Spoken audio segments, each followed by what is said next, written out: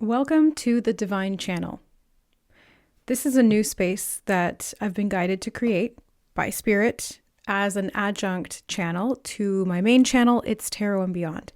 On It's Tarot and Beyond, if you're not familiar, we do pick a card readings or pick a card style readings where I do channel spirit and provide messages using tarot, oracle, and my psychic abilities. This channel is kind of an offshoot of that and a space for me and spirit to be able to channel a little bit more directly without the confines of the pick a card format and or some of the things that come along with that. So this is a space to allow for more freedom for these messages to come through in whatever way, shape, or form they would like to come through or need to come through, and to call in the groups of people that align with these messages and are here to hear them, to receive them, and Spirit's saying to be blessed by them. And this isn't me tooting my own horn. This is saying Spirit is blessing you through the alignment to these readings. Okay, so that being said, the first message that has been coming through really heavily, really strongly in the last few days has been about Hyoka empaths and Indigo 3s. So specifically the Indigo groups themselves, there's 3 different sort of variations of the Indigo. To summarize, an Indigo is a soul that has an activated 6th chakra. And therefore, they do have or tend to have a lot of indigo in their auric field. Clairvoyantly, I would look at an Indigo empath and see like they have a lot of indigo color in their field, which indicates that psychic ability, that intuitive or foresight, that prescience. Intuition is really strong with these individuals, and they have a specific mission based on the type of empath or the type of indigo that they are. Indigo 1s are grid workers. Indigo 2s are empaths and healers, and Indigo 3s tend to be individuals who are integrating really opposite dualities or polarities within the soul complex. And so they've got like a lower soul aspect and a higher soul aspect that they're attempting to merge into one body. And so they may deal with a lot of like mental health issues, endocrine issues, physical health issues, mental brain issues, things like that. Autism and ADHD are really common in Indigo 3s. There is some overlap between them. I have seen a lot of those traits in an individual or in a group of individuals. But suffice it to say that Spirit wants to bring through a message about indigos, okay? And they actually want me to call this reading Calling All Indigos. This is kind of like a clarion call for all of the indigos who are out there on the internet to come together in this non-invasive energetic space to be able to convene. We need to have a conversation. This is a conversation about why we came here. This is a conversation about what we're doing and the current context of the divine support that we have. As an emissary of the divine as I am, I don't speak for Spirit, but Spirit can speak through me. This goes for you as well. You are one with Spirit. You are not separate from that. But in the human aspect or expression or this game that we're playing here, we do have to consciously and intentionally choose to interact and to work with Spirit in this way. So for those of you who were called to this message, you are here to receive a divine activation to become more connected with Spirit and to converse with them in a parallel way. They're actually giving me examples now of parallel play, which is more of a neurodivergent trait. You know, it's like being in the same room as someone, not really interacting, but just having them be in your presence. You can still do your own thing. They can do their own thing, but you're connected because you're together. And there's like a shared sense of community that comes from that. So it's kind of what they're showing me here with the way that your relationship with Spirit may be, or how they're encouraging it to grow, is through this sort of parallel play. Parallel dimensions or parallel aspects of the self could be part of this as well, but I'll kind of leave that message to the side and we'll go with what they're showing me, which is you and Spirit being in the same room, playing together, even though you're kind of working on separate things. Spirit is conscientious of what you're doing. They're watching over you, and vice versa. You're aware of what Spirit is doing and that they're interacting with you, even if it is indirectly or remotely. It's not actually remote. They're right there. They are you, but it may feel remote from your current vantage point or perspective as a human. So they want to bring through this message about community coming together as a collective of mediums. So like those of you who are drawn to this channel, you're most likely not people who are just looking for a quick intuitive message or guidance on what to do, you're most likely readers yourself. You're most likely healers. You're most likely practitioners in the spiritual field. You're most likely people who are spiritual seekers to a high degree. So you're not like scraping the surface or swimming in the kiddie pool of the spiritual journey. You are fully committed. This is your job, and or it's your sole job in a different sense. If it's not what you do for work, it's something that you do at a very fundamental level in your life. There's a lot that goes into that in terms of your spiritual journey, your practices, your work here, your understanding, your development of your consciousness, etc. And I think first and foremost, Spirit wants to acknowledge that. Second of all, they want to say hi. They're showing me going, hi, we're here. We see you. We appreciate your work. We're thankful that you're here on the earth and that you're doing this for humanity. We're thankful that you are taking these steps for yourself as you're so guided. And we're thankful to be able to be a part of that. I think that's beautiful. Thank you, Spirit, for bringing through that message. I think we all kind of need to hear that sometimes from their perspective. It's helpful. And it helps to keep us grounded in what we're doing and more importantly, why we're doing it. Because it's really easy to get off track here in the physical reality, in the earth realm. It is so easy to be consumed by the status quo or the consensus reality, or, some people like to call it the matrix. It's not just one matrix. There's like millions of matrices, both good and bad, higher and lower, shadow and light. The one that I'm referring to, though, is the dominant third dimensional reality consensus, which is really ego-driven, material-based, and it likes to stick to the status quo. Development for development's sake is often discouraged. So what we're doing here on this side of the spiritual community as a gathering group and a growing group of indigos, empaths, light workers, starseeds, however you choose to label or identify, the labels don't matter, the identifications don't matter. It's the spiritual embodiment. That's what this boils down to. When you are walking this path, and the way that we're coming together right now as a unit, as a group, to support and heal the collective underbelly is actually what Spirit just said, the collective underbelly. Because there's so much rising, or that's going to be rising to the surface, the indigos really need to band together at this time. They're showing me a bundle of sticks. You can break one stick in half, but when you bundle a group of sticks together, it's a lot harder to snap that. So it's like strength in numbers, and we're meant to come together, even if it is remotely and just purely energetically through the internet at this time, to be able to strengthen each other, build each other up, enhance each other's memories. I'm just hearing enhance each other's memories.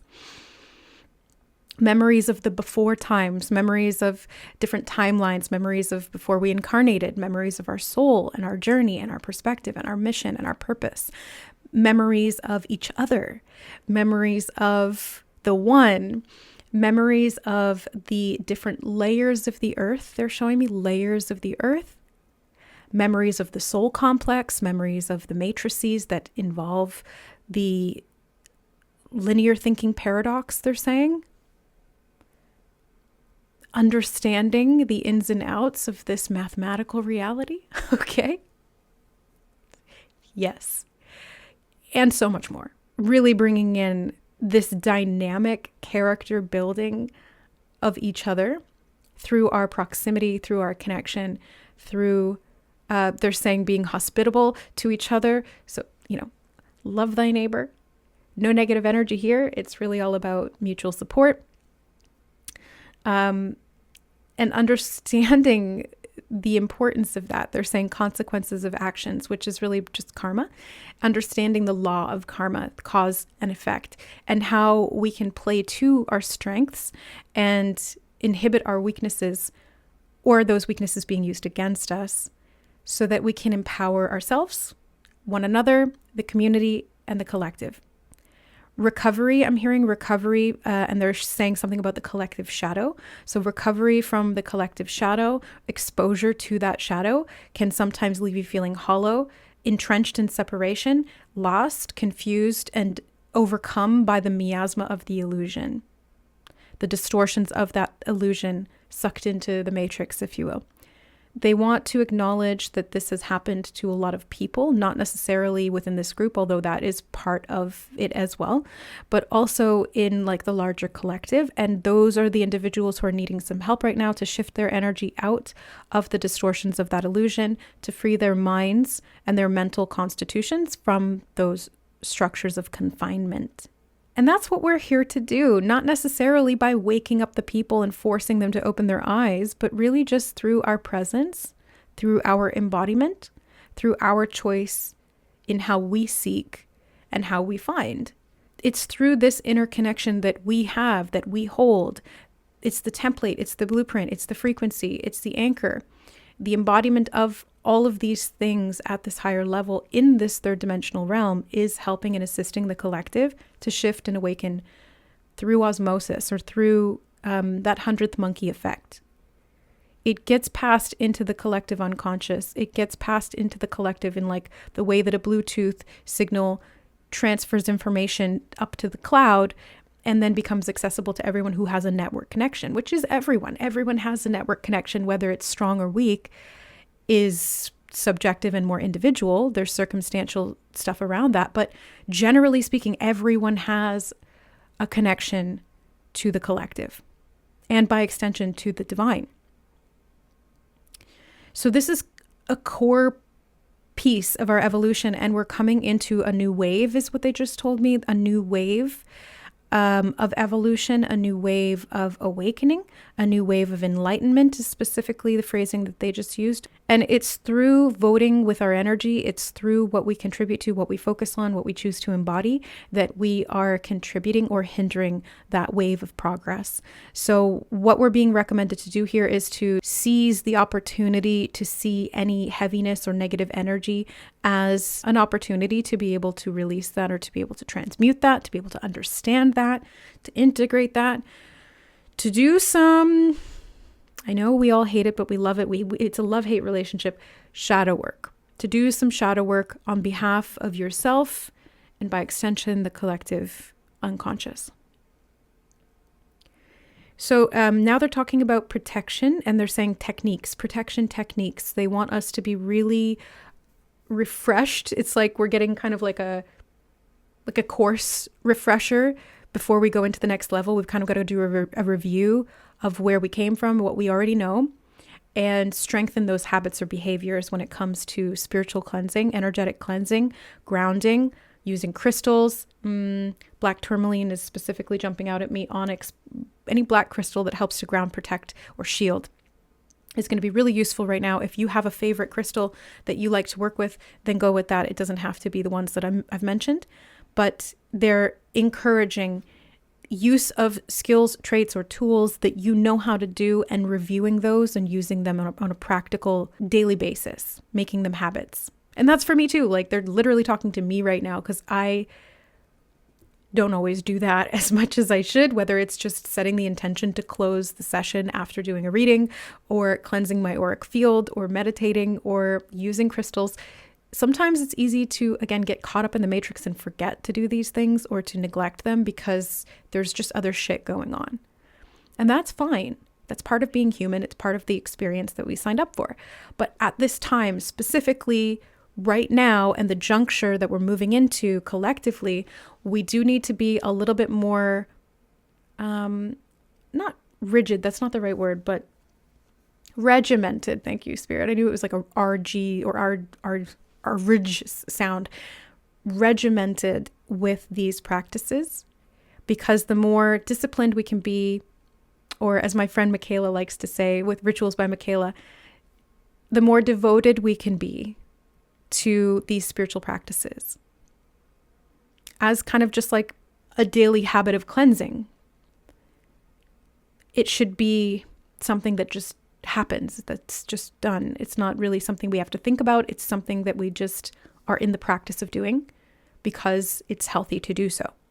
Like washing your hands, showering, cleaning your house. It should be the same thing. And we're needing to do extra of that to prepare for this shift that's taking place. Now, I'm curious about that shift and I do want to get some cards. I'm feeling drawn to this deck, which is actually like a fairy deck. So let's see what's coming in the shift that we're going through. Okay, we have she who laughs, humor, perspective, and mirth. Humor, perspective, and mirth. Laughter really is the best medicine, and it does clear your auric field. It can also be a release of heavy or negative energy. When we laugh, it like shakes up the energy in the self and helps it to come out. It's also very high vibrational. So having perspective to be able to laugh at some of the darkness is also going to be a useful tool in transmuting some of the heavy negative energy in the age to come. Don't take it so seriously, they said. Yep. And they're showing me like even an example of me or from me. Sometimes I get really hung up on people not understanding spirit and the spiritual messages that are coming through me. I get frustrated with the lack of understanding at a collective level. I get frustrated with people operating really from these very dramatic, material, ego-driven levels.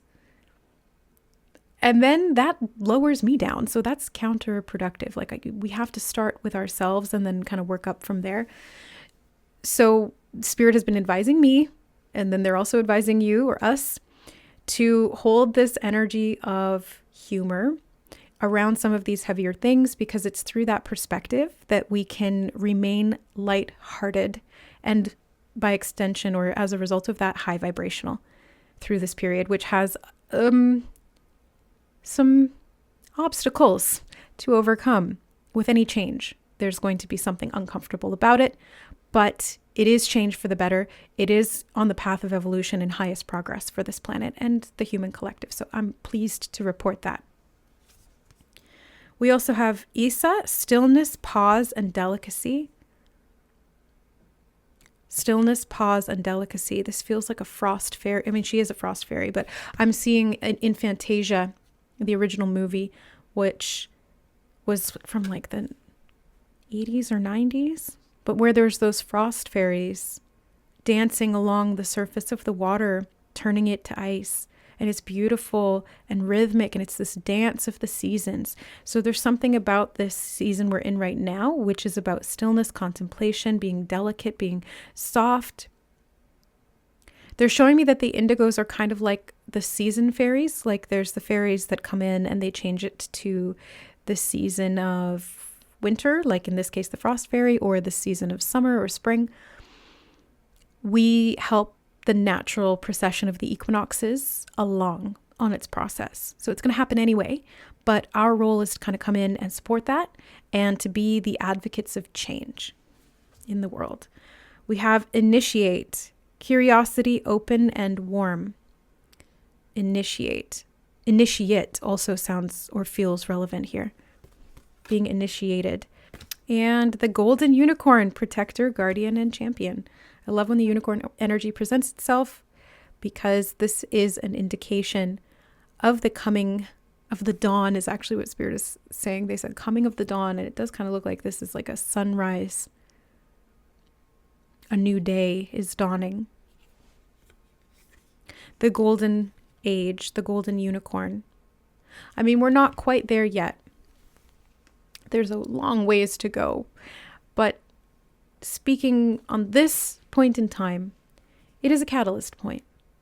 Everything is. There's a changing of the seasons, and a changing of the guard could be part of this as well. The guardians, the champions, the protectors.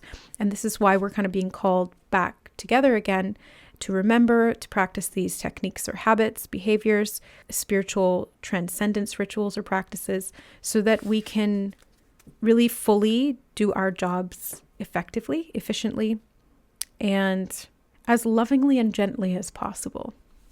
We don't have to force it, is what they're saying. The Maven, shining hope and future. We can shine the light for the future and show this truth, this hope to the collective through our ability to be in this state of being, in this stillness. To be open and curious about this coming era, this age, and to be in the enjoyment of it, because we have bliss, contentment, satisfaction, and security, to really feel that sense of security, to know and to trust that it's all unfolding as it should. It's just a really natural process of evolution. It flows, it ebbs, it does its thing. And we're here at this time, again, to support that. That's what we do. Multiple planets, they said, multiple realms. You guys who are here, who are drawn to this message, this is not your first rodeo, okay? Like, you're not doing this for the first time on Earth. 333, as I said that, which is an ascended master energy. So this is you as a guardian. This is you as an ascended master. This is you as a guide. And having been through the ringer in the lower realms, evolved through a different collective consciousness elsewhere, and then being able to go to planetary realms that are in that process and support them from the inside, right? It's like working from the inside to produce or promote this growth so that the process of collective evolution for humanity or whatever other planet you've done this on is a little bit smoother. That's the whole point. That's the purpose. That's really it. We have the Elf Queen, introverted, burden and responsibility. A lot of empaths and indigos may feel burdened by the level of sensitivity that we have. And it can lead to more introversion. Even if you tend to have a personality that's more extroverted, you may still lean more toward avoiding people because the energy can be abrasive, especially when it's heavy, when it's negative, when it's dense, when it's unawakened, or when it's even volatile or violent. There can be difficulty sometimes carrying that level of emotional burden. Being able to feel everything is both a blessing and a curse. But I do feel, from my own perspective, having dealt with this and having Spirit's guidance, they walk me through my journey as a human and my job here. And part of this has been accepting this responsibility and understanding that it is a gift and that it can be used very effectively. And that's where the cleansing rituals and the protection techniques come into play. It's not out of fear-based energy that we should be using those tools. It should be really out of higher consciousness and understanding of this level of responsibility to use our power effectively. And that means being diligent with how sensitive we are, how much we absorb, how much we take on, whether we've internalized that or not, whether that's operating off of some unconscious program or bias that we need to understand at the shadow level, or whether that's something that we've been exposed to through the collective unconscious, and then we have to reconcile with that at a larger level. Either way, it's kind of the same thing. It's just two sides of that coin, internal and external, subjective and objective. The Elf Queen here is helping us to see beyond the burden and to take the power with the responsibility, because with great power comes great responsibility. This is what allows us to feel secure, satisfied, content, and consistent in our embodiment of that higher frequency, of hope, of knowing, of truth. This is what taps us into the humor, because we're looking at it from such a zoomed out perspective that it's like it almost feels a little silly, but in a good way. Not haha laughing at you, but haha laughing with you. Oh, humans. This is part of their evolution process. And I'm part of it. And isn't that cool? Isn't that funny? Isn't that rare and unique? Very special. There's satisfaction that can come with that. And there's champions of this energy who are going to be leading the way. And if you were drawn to this video, you're probably one of them. You're most likely one of them. And so it is a responsibility to stay in this energy as much as possible. Actually, let me correct that statement. You're not only human, but you're playing human right now. And part of you is human. And respecting and understanding that you will fluctuate, that you may go up and down, that you may descend to lower realms, that you may have human struggles, that you may fight with your ego or have your ego work against you or have other people project their ego onto you, which just encourages you to do more shadow work. So it's all kit and caboodle. It's all part and parcel, really, at the end of the day. But taking it all in stride and being able to show up as consistently as humanly possible with the assistance of the divine and spirit, really buoying us and guiding us forward, supporting us as we do this work from this inside level. I see us coming out the other side, having championed led, guided, fostered, and supported this role of the new earth, role of the new consciousness, role of the new spiritual enlightenment era, which is where we're moving into. But as you know, as a spiritual seeker yourself, what usually catalyzes spiritual awakening? The dark night of the soul. Sometimes it's a little bit more indirect, and it can be a bit more passive in the sense that it can be curiosity, it can be a spark of interest, it can be an inner calling. But in the more intense and general terms, a lot of the times we're catalyzed to the spiritual path because of hardship, because of conflict, because of a feeling of meaninglessness, or some kind of a cataclysm that really challenges us and makes us look to a higher power for understanding, for guidance, for support, for protection. Many in the collective are going to be doing this, and it's our role to show them the way. It's our role to support them in that process because we know what it's like. We've been through it. So we don't have to fix it. We don't have to change it. We don't have to shield them from themselves or this process. We simply need to be there, be present, be open, be warm, be loving, as much as, again, is divinely possible in this case, or humanly possible. But divinely possible, I think, is a better phrasing. Because that's going to help keep that flame lit and encourage it to grow. Some of you are flame holders. Some of you are flame protectors, guardians from the wind, blowing it out, or any harsh elements that might refuse that flame its necessary and divine right to grow. Some of you are the kindling. Some of you are the wood. Some of you are the match. Know your role by exploring what feels right for you. Allow your intuition and your sensitivity to guide you through that process of working with spirit at an individual level. You can look to outside masters for information, but do not look to them for direct guidance or direction. Why do I say this? Because we each have a very specific and unique mission, and to turn to someone else to tell us what that is without checking in with ourselves, our spirit guides, our higher self, our team in general, can be detrimental. False narratives are rampant within the spiritual community. Distortions that move outside and away from the law of one need to be understood, seen, reconciled with. Your highest truth comes from within you, not from outside of you. And if people turn to you and idolize you and put you on a pedestal and seek to classify you as a guru, make sure that you don't ascribe to that either. Any role playing in that degree is detrimental because it keeps us separate. It keeps us focused on the other, or to the exclusion of the other on the self. Either way, it's separation. And the goal here is not separation. It's the opposite. It's unity.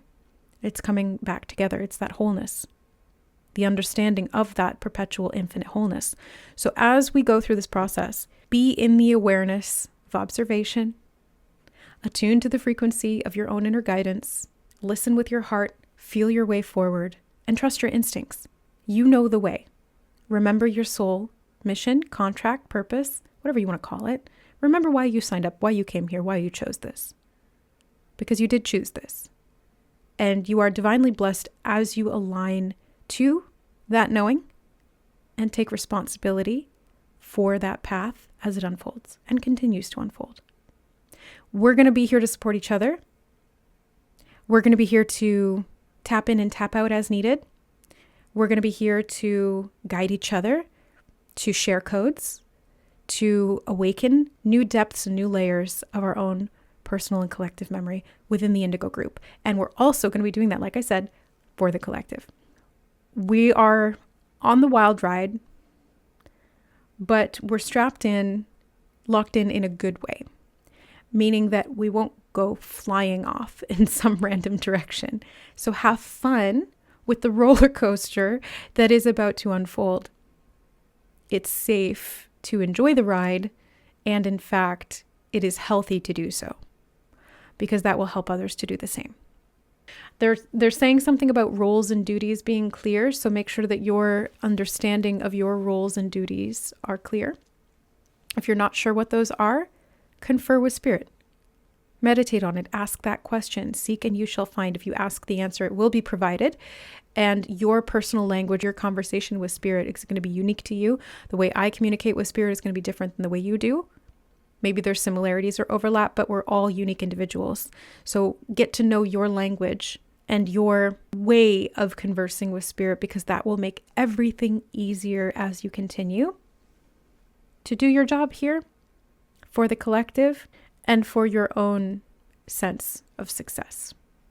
Because peace on the earth starts from right here. Right here. Right there. It's in you. It's in me. When we amplify this and work with this together, it blooms and blossoms magnificently. So go team. Let's do it. We're already doing it, but let's keep doing it. Okay. If you guys have questions or I don't know, anything, just put them in the comments. I'll try to keep an eye on those and respond as I'm able. I am going to be running the 2 channels here. We're still going to have memberships on It's Tarot and Beyond. I may do 1 single tier of memberships here on this channel just for extended readings, but I'm not sure about that yet. So we'll see how it unfolds as things go along. But I'm excited to continue this work on this channel and to bring through these messages as I'm guided to do so. I hope that they're helpful. Just take what resonates, leave the rest, as usual with any reading, but make sure that you're trusting your inner guidance first and foremost. Use these as confirmation through the synchronicities, through the patterns, through the meanings, or through the feelings for your greatest and highest good and the greatest and highest good of all. Blessings. Bye.